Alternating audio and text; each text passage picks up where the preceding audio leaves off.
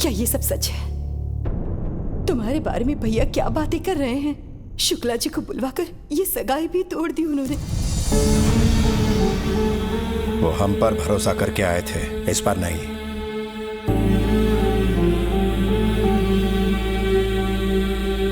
हाँ, आखिर असलियत क्या है जो विकी हमारे सामने खड़ा है, या जो लोगों से सुना वो? दोनों ही सच है भाभी, नजरिया का फर्क है। भैया ने कहा मैं नहीं बदल पाया, सच है। भैरवी को चाहता हूं, ये भी सच है। आप सबके साथ रहना चाहता हूं परिवार की तरह, ये भी सच है।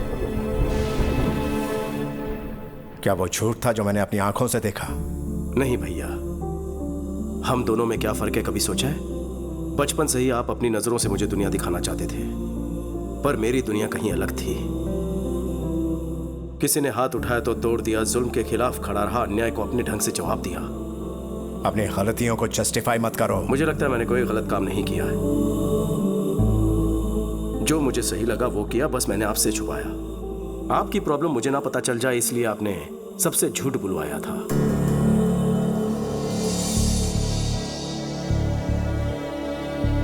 दोनों ने अपना अपना सच छुपाया। किसी की भलाई के लिए बोला गया झूठ झूठ नहीं होता। वो सच जो किसी के प्राण ले ले, वो झूठ से भी भयानक होता है। अगर सच बता देता तो क्या आप मुझे घर में जगह देते?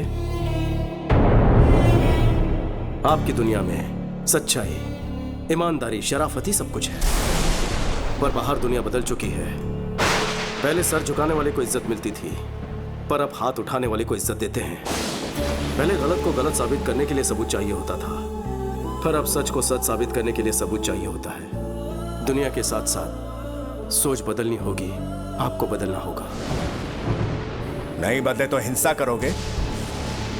इस घर के कुछ आदर्श हैं, इस कुटुंब के कुछ संस्कार हैं। अगर इन्हें नहीं मान सकते तो यहां रह भी नहीं सकते। निकल जाओ यहां से। राजा, जीजा जी। सुनिए जी, ये क्या कह रहे हैं? कोई गैर भी गलती करे तो मैं सह नहीं पाता, तो तुम ही बताओ, मेरा अपना गलती करे तो कैसे बर्दाश्त करूं? इसे कहो चला जाए यहां से।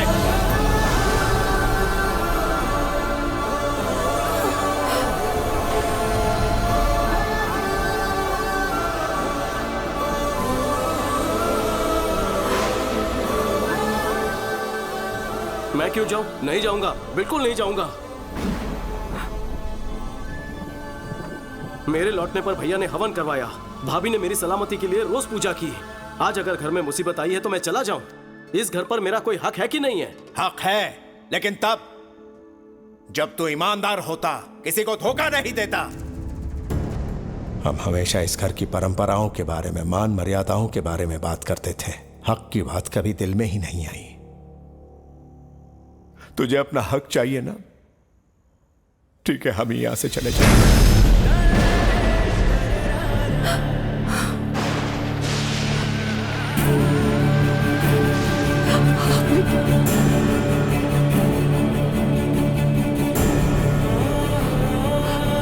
सुनीना, ये जा रहा है। विकी, विकी, रुक जा बेटा।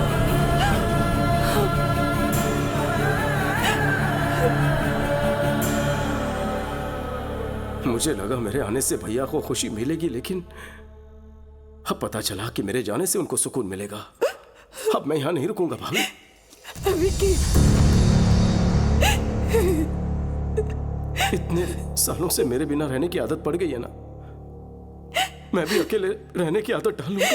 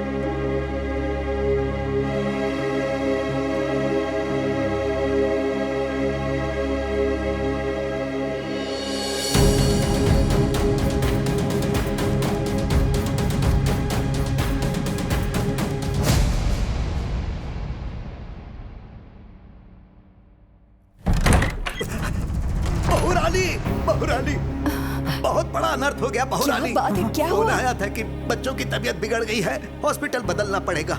मैं और राजा हॉस्पिटल पहुंचे, लेकिन वहाँ तो बच्चे ठीक हालात में थे। पता चला किसी साजिश के चलते हॉस्पिटल बदल रहे हैं। मैंने और राजा ने उन्हें रोकने की बहुत कोशिश की, पर वो ज्यादा लोग थे। बच्चों के साथ साथ राजा को भी अपने साथ लेकर गए। बहुरानी, हमें तो यकीन है ये सब जीके की ही कोई चाल है। हाँ,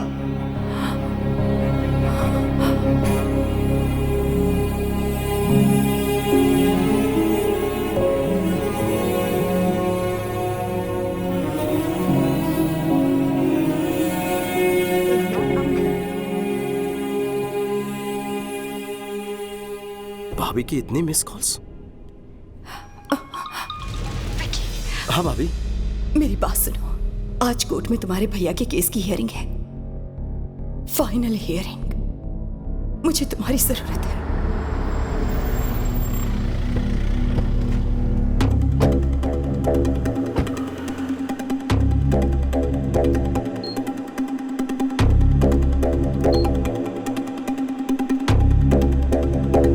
भाभी, कोर्ट के बजाय यहाँ क्यों ले आई हो? क्या हुआ है भैया को? वक्त आने पर सब बताऊंगी, अभी तुम अंदर चलो।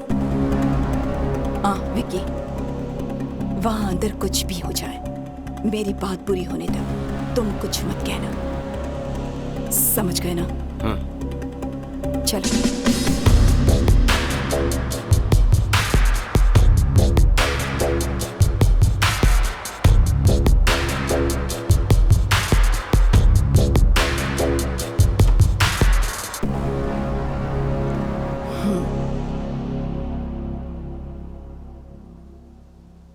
पापा राव, मेरे पति कहाँ हैं? जवाब दीजिए कमिश्नर साहब। आज सजा मिलना तय था, इस डर से भाग गया होगा। कोर्ट का फैसला आते ही चूहे को उसके बिल से ढूंढ निकालेंगे। झूठ बोलने की भी हद होती है। बच्चों की आड़ में मेरे पति को हॉस्पिटल में बुलवाकर वहां से उन्हें किडनैप करवाकर कहीं ले गए। पुलिस ने अभी तक कोई एक्शन नहीं लिया है, मतलब कि वो भी तुमसे मिले हैं। अब तुम्हें सच पता नहीं होगा, कहाँ है मेरे पति? एक बार दामाद जी केस जीत जाएं, फिर मैं उसे भी ढूंढ निकालूंगा। वो शर्म की वजह से कहीं ट्रेन के सामने न कूद जाए। अब राजा राम का कोई बेटा तो है नहीं, उसकी चिता को आग देने का शुभ कार्य भी उसी के हाथों करवा लेना।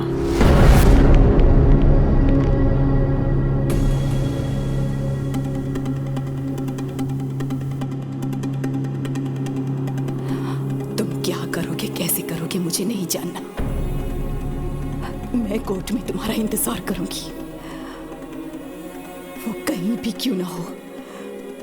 10:30 बजे उन्हें कोर्ट में लाना तुम्हारी जिम्मेदारी है। वो अगर केस हार गए तो मैं सह नहीं पाऊंगी, और वो भाग गए ऐसा इल्जाम बर्दाश्त नहीं होगा।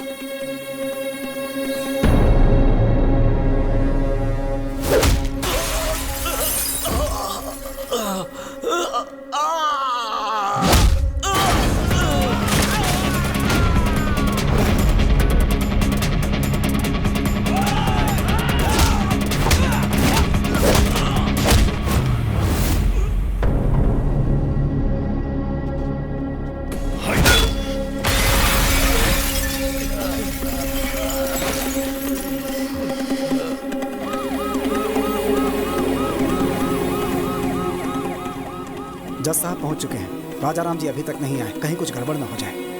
आप चिंता मत कीजिए, वो जरूर आएंगे।